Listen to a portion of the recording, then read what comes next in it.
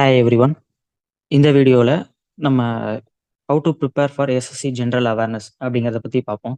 So பேசிக்காக இந்த video வந்து எதை பற்றி இருக்க போகுதுன்னா, நம்ம எஸ்எஸ்சி ஜென்ரல் அவேர்னஸ் எப்படி படிக்கிறது அப்படிங்கிற ஒரு கொஷினுக்கு என்னோட ஐடியாஸ் சொல்லியிருக்கேன். ஸோ இது வந்து சிலபஸ் எக்ஸ்பிளைன் பண்ணுற மாதிரி கண்டிப்பாக இருக்காது. சிலபஸை வந்து எக்ஸ்பிளைன் பண்ணுற மாதிரி முன்னாடி ஒரு வீடியோ போட்டிருக்கேன். அதோட லிங்க்கும் டிஸ்கிரிப்ஷனில் தரேன். இது வந்து ஜென்ரல் அவேர்னஸை நம்ம எப்படி அப்ரோச் பண்ணலாம், அதாவது அதோட எப்படி படிக்கலாம் அப்படிங்கிறது பற்றி பார்ப்போம். ஃபர்ஸ்ட் சிலபஸ் இதுதான். நம்ம முன்னாடி தெரிஞ்சிருக்கும் கரண்ட் அஃபேர்ஸ், ஸ்டாட்டிக் ஜிகே இதை தான் இதில் பேஸ் பண்ணி மோஸ்ட் ஆஃப் த கொஷின்ஸ் வரும். அதுக்காக நான் ஹைலைட் பண்ணிருக்கேன். ஸோ மெயினாக இந்த 7 டாபிக்ஸ் தான் நம்ம ஜென்ரல் அவேர்னஸில். Then first creating a study plan. ஏன்னா இது ரொம்ப ரொம்ப முக்கியம். ஒரு ஷெட்யூல் இல்லாமல் நம்ம வந்து படித்தோம் அப்படின்னா என்ன படிக்கிறோம், எது வரைக்கும் படிச்சிருக்கோம், எவ்வளோ படிச்சிருக்கோம் அப்படின்றதே நமக்கு வந்து தெரியாது. ஏன்னா இப்போ நமக்கு தெரிஞ்சிருக்கும், நேற்று தான் எஸ்எஸ்சி ஸ்டெனோ நோட்டிஃபிகேஷன் வந்துச்சு. ஸோ எக்ஸாமும் வந்து நவம்பர் ஆர் அக்டோபரில் வந்து நமக்கு வந்துடும். ஸோ இப்போலேருந்து ஒரு ஒரு நாளும் நிறைய படித்தோம் மட்டும்னா தான் அந்த டைமுக்குள்ளே நம்ம வந்து சிலபஸ் கம்ப்ளீட் பண்ண முடியும். நான் என்ன ரெக்கமெண்ட் பண்ணுவேன் அப்படின்னா, அட்லீஸ்ட் ஒரு எக்ஸாமுக்கு ஒரு 20 ஆர் 30 டேஸ்க்கு முன்னாடியே நம்ம சிலபஸ் கம்ப்ளீட் பண்ணிட்டு ஃபுல் டெஸ்ட் நிறைய எழுதி பார்க்கணும். Mark test full test 200 mark வந்து நம்ம எழுதி பார்க்கணும். ப்ளஸ் வந்து ரிவிஷன் பண்ணணும். ஏன்னா ரிவிஷனுக்குமே வந்து நம்ம டைம் ரொம்ப முக்கியம். ஸோ டெய்லியும் கொஞ்சம் கொஞ்சம் இன்ஃபர்மேஷன் வந்து ரெகுலராக படிக்கணும் அப்படின்னா இப்போலேருந்து டேஸ் கவுண்ட் பண்ணி அதுக்கு தகுந்த மாதிரி ஒரு ஸ்டடி பிளானை கிரியேட் பண்ணி படிக்கிறது தான் வந்து பெட்டர். தென் வந்து ஏன்னா நமக்கு 7 ஜென்ரல் அவேர்னஸ்ல 7 டாபிக் அப்படின்னு சொல்லிட்டோம் அப்படின்னா ஒரு ஒரு நாளும் ஒரு ஒரு டாபிக்ஸ் வந்து படிக்கலாம்.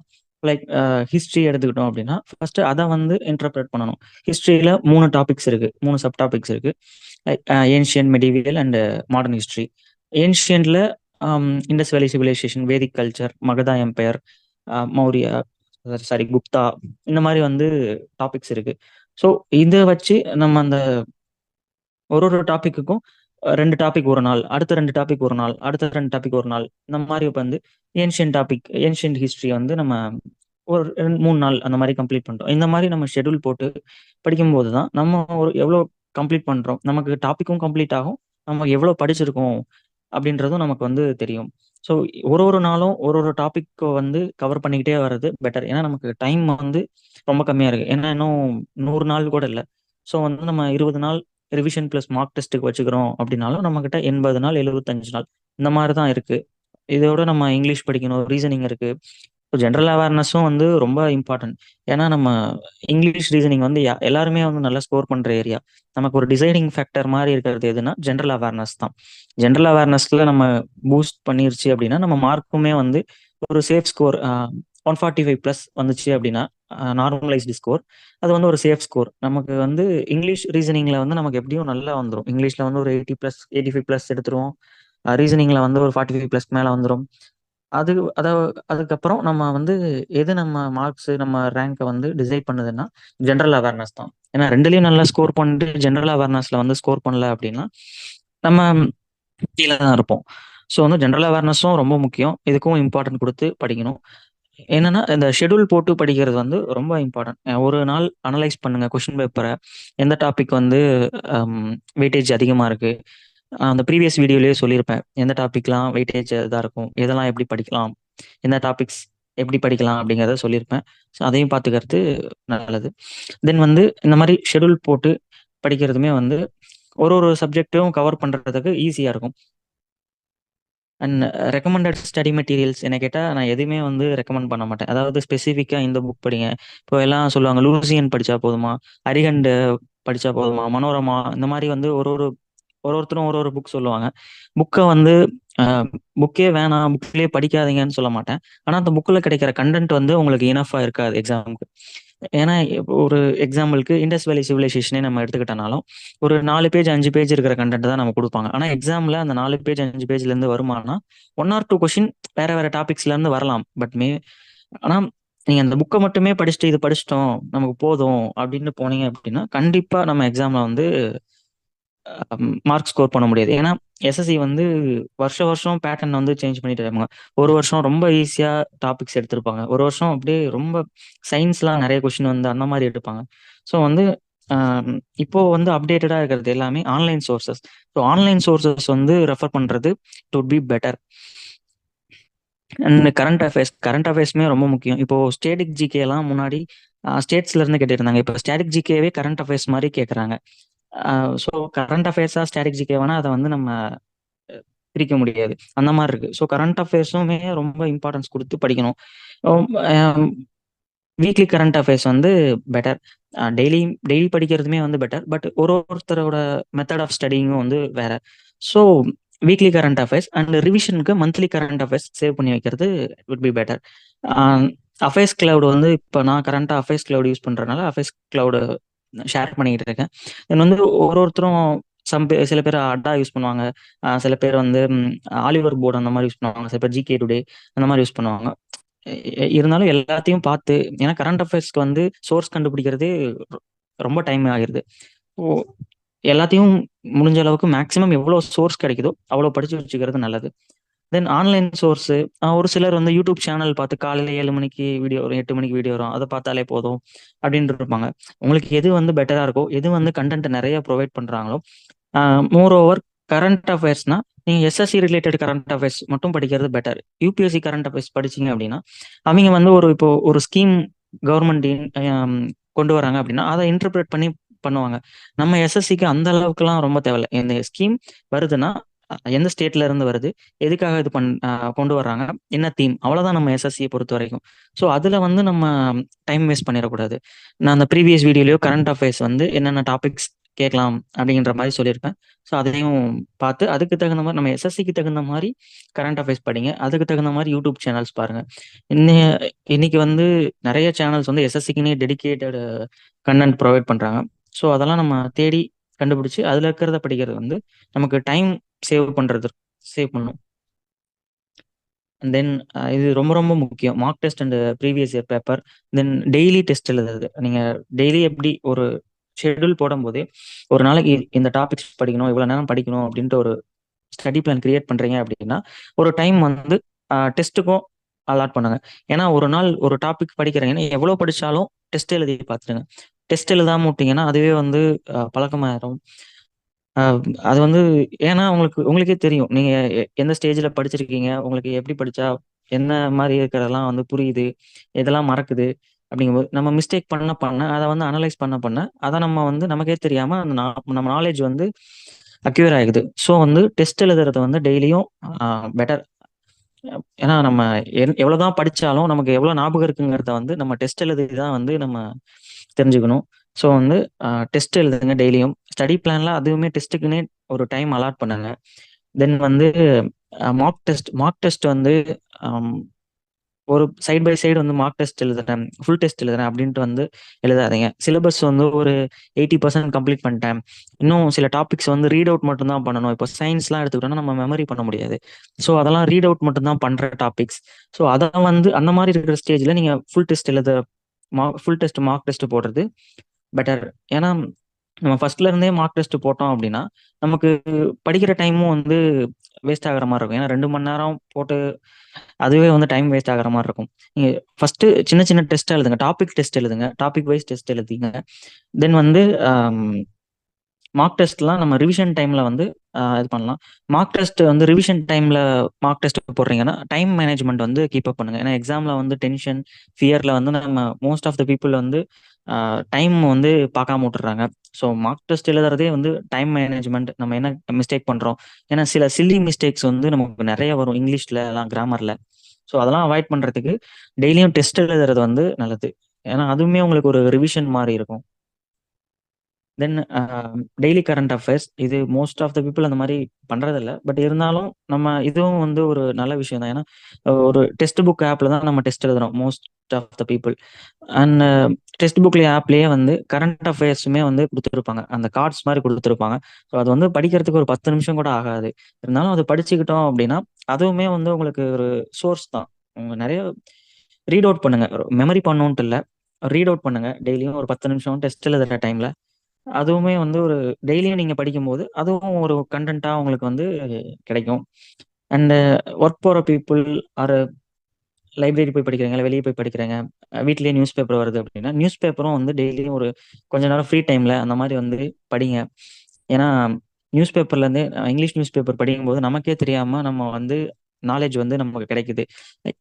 க்ளோஸ்டு இருக்கட்டும், கிராமர்ஸா இருக்கட்டும், வொக்காபுலரி எல்லாமே வந்து நம்ம படிக்க படிக்க நம்ம மைண்ட்ல ஸ்டோர் ஆகுது. நமக்கே தெரியாம எக்ஸாம்ல வந்து ஒரு சென்டென்ஸ் ஸ்ட்ரக்சர் குடுக்குறாங்க. ஃபில் இன் த பிளாங்க்ஸோ, க்ளோஸ் லிஸ்ட்டோ வரும்போது, இந்த இந்த மாரி சென்டென்ஸ் வந்தா இந்த கிராமர் தான் வரும். இந்த வொக்காபுலரி, இந்த வேர்ட் தான் வரும்.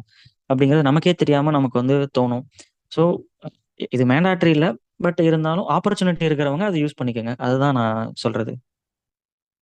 தென் மேக்கிங் ஷார்ட் நோட்ஸ் இது வந்து இப்போ பாசிபிலிட்டி இல்ல. ஏன்னா, நமக்கு டைம் வந்து ரொம்ப கம்மியா இருக்கு. ஸோ, நம்ம இப்போ உட்காந்து நோட்ஸ் எடுத்து, டாபிக்ஸ்லாம் பார்த்து நோட்ஸ் எடுத்து படிச்சுக்கிட்டு இருந்தோம் அப்படின்னா, நமக்கு டைம் வேஸ்ட். இப்ப நான் என்ன பண்ணுவேன், இந்த வருஷம் ஆல்மோஸ்ட் ஒரு 50% 60% வந்து எல்லாமே கம்ப்ளீட் பண்ணிட்டேன்.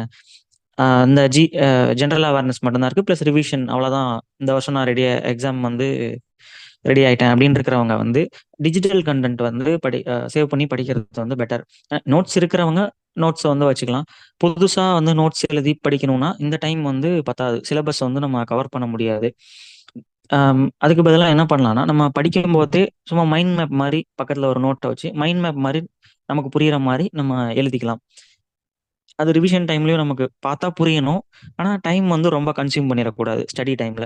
ஸோ அந்த மாரி நம்ம நோட்ஸ வந்து நம்ம மேக் பண்ணிக்கலாம். தென் வந்து டிஜிட்டல் கன்டென்ட் வந்து ஒரு ஒரு சோர்ஸ்ல இருந்து படிக்கிறீங்க அப்படின்னா, அதுக்கு வந்து அந்த கன்டென்ட் வந்து நமக்கு மோர் தென் இனஃப்பா இருக்கு அப்படின்னு தோணுச்சுன்னா, அந்த வெப்சைட் ஆர் அந்த ஆப் அந்த பேஜ ஸ்கிரீன்ஷாட்டோ அல்லது வந்து புக் மார்க்கோ பண்ணி வச்சுருங்க. ஏன்னா ரிவிஷன் டைம்ல அந்த சைட்ஸ்லாம் நம்ம ரீகால் பண்றதுக்கு வந்து யூஸ்ஃபுல்லா இருக்கும். டெய்லி ரிவைஸ் யுவர் நோட்ஸ் இது ரொம்ப ரொம்ப முக்கியம். டெஸ்ட் எழுதுறது வந்து எவ்வளோ இம்பார்ட்டன்ஸோ, அந்த ஈக்குவல் இம்பார்ட்டன்ஸ் வந்து நம்ம ரிவிஷனுக்கும் குடுக்கணும். ஸ்டடி பிளான்லயே நீங்க 6 நாள் வந்து படிக்கிறீங்க அப்படின்னா, 1 நாள் வந்து ரிவிஷனுக்குன்னு போடுங்க. ரிவிஷன் பிளஸ் வந்து அந்த வாரம் ஃபுல்லா படிச்ச டாபிக்ஸ் எல்லாமே டெஸ்ட் எழுதணும் அப்படின்ட்டு ஒரு நாள் போடுங்க. எக்ஸாம்பிளுக்கு மண்டே டூ சாட்டர்டே வந்து படிக்கிறீங்க, நியூ டாபிக்ஸ் படிக்கிறீங்க. காலையில இருந்து நைட் வரைக்கும் படிக்கிறீங்க. நைட் டெஸ்ட் எழுதுறீங்க. அன்னன்னைக்கு படிச்சது அப்படின்னா, சண்டே வந்து அந்த வாரம் ஃபுல்லா படிச்சத வந்து morning to afternoon or evening வரைக்கும் ரிவைஸ் பண்ணுங்க. தென் வந்து எல்லா டாபிக்ஸ்ல இருந்தும் டெஸ்ட் எழுதி பாருங்க மீண்டும். தென் வந்து அ ஃப்ரீ டைம் இருந்துச்சு அப்படின்னா, அந்த வீக்ல படிக்காம இருக்கிற டாபிக்ஸ் ஏதாவது இருக்கும். அத வந்து படிங்க. இல்லன்னா, இல்ல எல்லாமே முடிச்சுட்டேன். டெஸ்ட்டுமே நெறைய எழுதி பார்த்துட்டேன் அப்படின்னா, ரிலாக்ஸா இருங்க. ஏன்னா ஏன்னா இது ரொம்ப முக்கியம். ஹெல்த்தி லைஃப் ஸ்டைல வந்து மெயின்டெயின் பண்றது. எக்ஸாம் படிக்கிற எல்லாருக்குமே தெரியும். பர்சனலா எனக்குமே ஃபீல் ஆனது. ரொம்ப ஸ்ட்ரெஸ்ஸா இருக்கும்.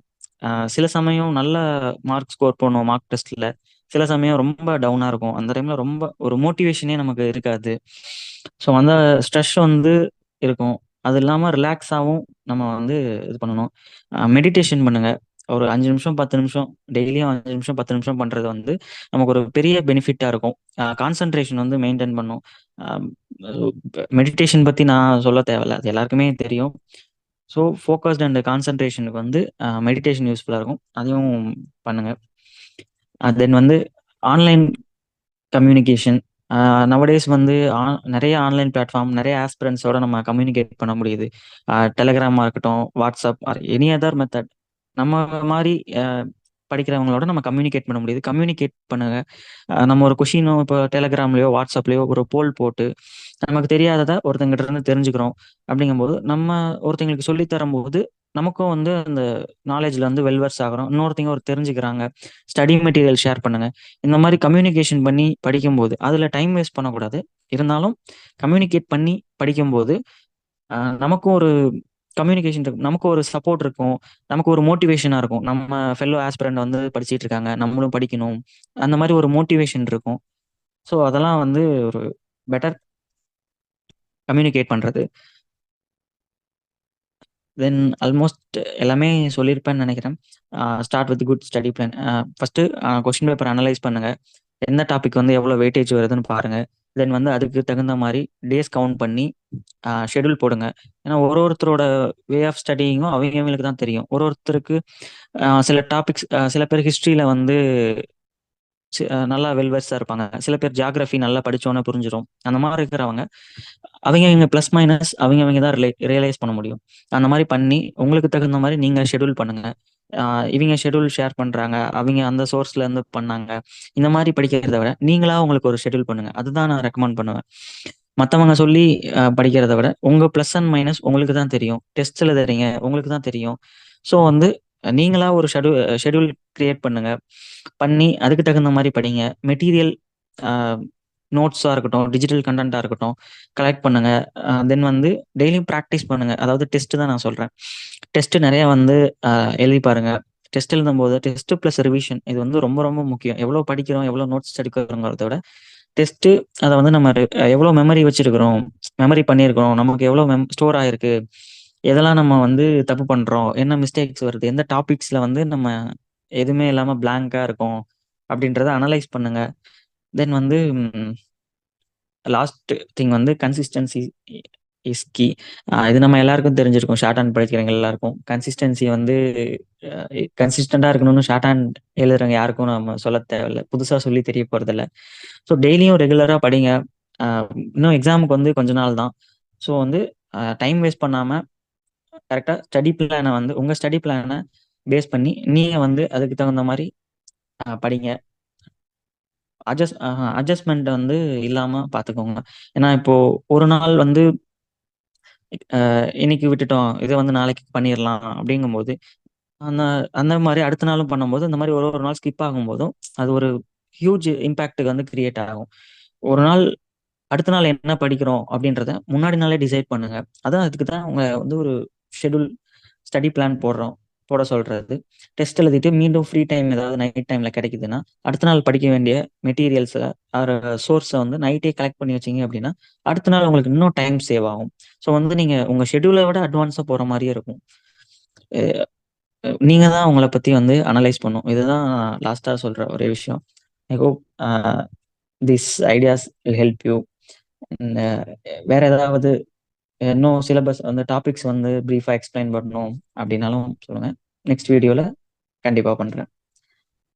தேங்க்யூ.